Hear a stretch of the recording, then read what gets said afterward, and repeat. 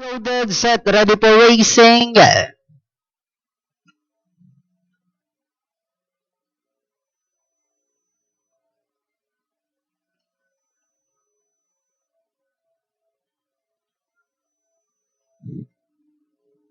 Racing just started with Rio de Janeiro. Break, let us start in between horses. Count me in. Area outside comes Reverse of Golden, followed now by Chances Run.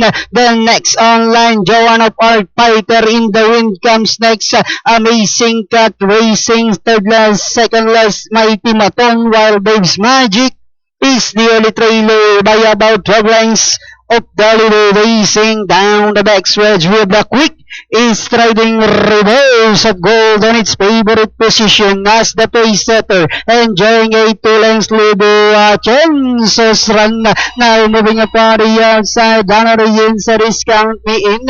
Rio de Janeiro comes next, moving up now on the outside is Joan of Arc, running by the release Fighter in the wind. Amazing Cut, Mighty Maton, while Babes Magic is still racing in less than a 4 turn. The lead now belongs to Chances Run by Orling Anyhope, and in second, Reverse of Gold. Count Me In, moving upon the outside now is Joan of Arc as they swing to home. Chances Run by about 3 lengths.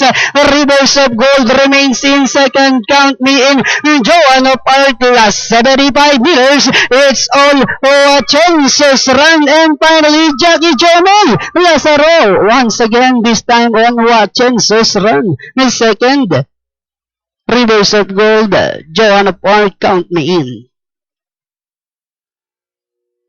Ang ating pong unofficial winner for race number 5, the outstanding favorite, entry number 7, Chances Run. Ito nga po inirendahan ni J. Lazaro, pangalawang panalo niya. At dito, masasigundo numero 4, Reverse of Gold, 2-8. That's